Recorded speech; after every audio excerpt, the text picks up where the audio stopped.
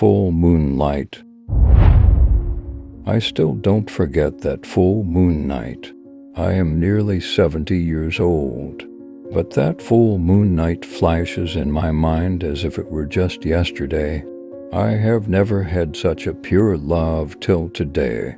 He might not have done it either. That magic was something else who brought us both together on a full moon night, so that she never went home again. That very night she ran away with me, and for 5 or 6 days we wandered here and there, like children lost in love, on the banks of the forests, under the shade of the walnut trees, on the banks of the rivers, unaware of the world and the world. Then I bought a small house by the same lake, and we both started living in it.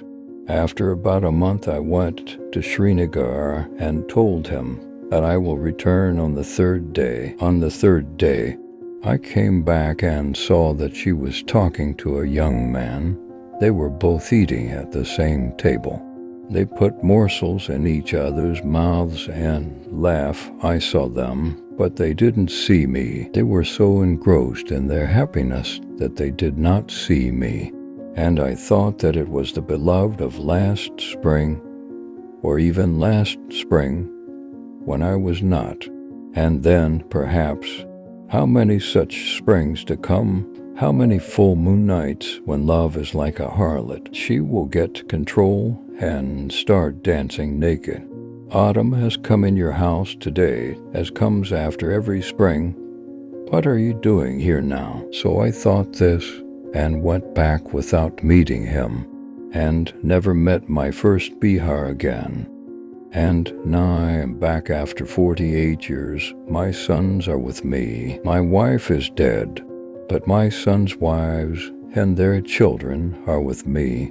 And we have come to the shores of the Simul Lake while we are walking. And it is the month of April, and it is late afternoon and evening, and I am at the bridge for a long time. As I stand, I see rows of almond trees, and bunches of white sycamores flutter in the cool breeze, and no familiar footsteps are heard on the dusty trail. A beautiful maiden with a small potly in her hands runs across the bridge, and my heart skips a beat.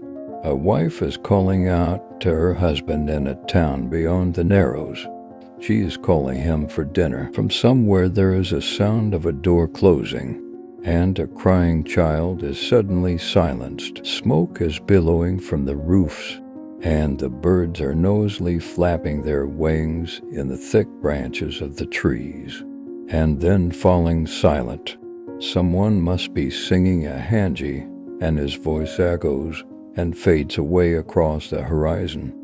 I cross the bridge and proceed. My sons and their wives and children are following me. They are divided into separate groups. Here the row of almond trees ended. Tala is also finished. There is the edge of the lake. It is an apricot tree, but how big it has grown. But the boat, it's the boat.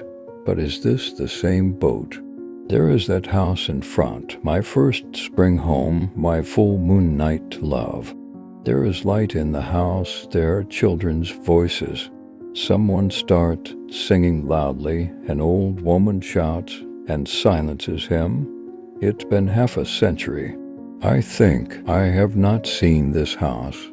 What's wrong with watching? I finally bought it.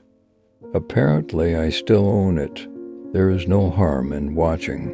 I go inside the house. They are very nice children.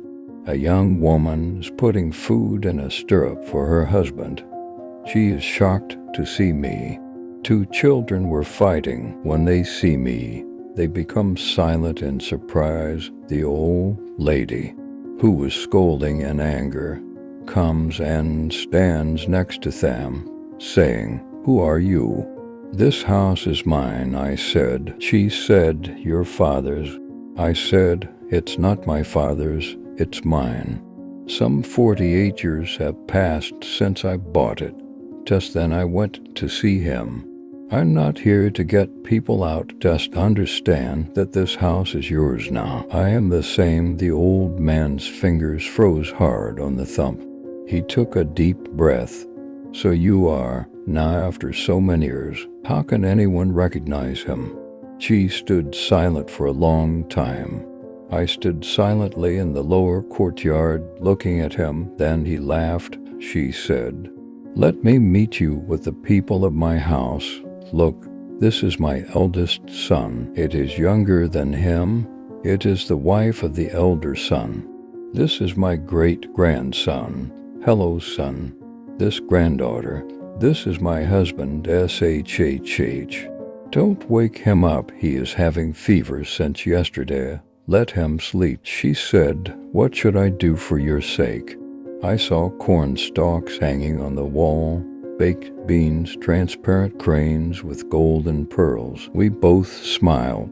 She said, "I have lost many teeth. Even the ones that are there don't work." I said, "Same situation as with me. I will not be able to eat." Seeing me entering the house, the members of my family also came inside.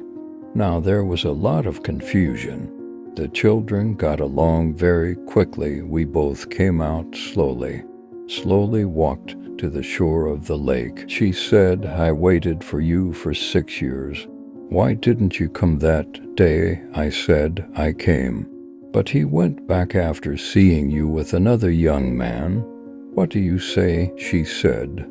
"Yes, you were eating with her in the same stirrup, and she was putting morsels in your mouth and you in her mouth." She became silent for a moment. Then she started laughing loudly. "What happened?" I asked in surprise. She said, "Hey, he was my sister-in-law." She started laughing loudly again. "He came to meet me. You were also going to come on the same day. He was going back. I stopped him to meet you. You did not come again." She became serious at once. "I waited for you for 6 years. After you left, God gave me a son, your son, but a year later he also died. 4 years in I saw your way, but you did not come. Then I got married. 2 children came out while playing. One child was feeding another girl with a corn cob. He is my grandson," she said. "She is my granddaughter," I said. They both ran to the far side of the lake. To beautiful moments of life. We watched them for a long time. She came close to me, said, "I feel good that you have come today. I have made my life now, have seen all his joys and sorrows. I have a greenhouse, and today you have also come. I don't feel bad at all." I said, "This is my case. I thought that I will not meet you for the rest of my life. That's why he never came here for so many years. Now that I've come, it doesn't look bad at all." We both fell silent. Children came to us playing. He picked up my granddaughter, I his grandson. He kissed my granddaughter, I his grandson. And we both looked at each other happily. The moon was shining in his pupils, and that moon was saying with wonder and joy, "Man dies, but life does not die. Spring ends, but then another spring comes. Small loves also fade away, but the great and great true love of life remains forever. You weren't there last spring. You saw this spring, you won't see it next spring. But there will still be life and youth and beauty and innocence and innocence." The children got off our laps. Because they wanted to play separately, they ran and went near the apricot tree where the boat was moored. "This is the same tree?" I asked. He smiled and said, "No, it's another tree."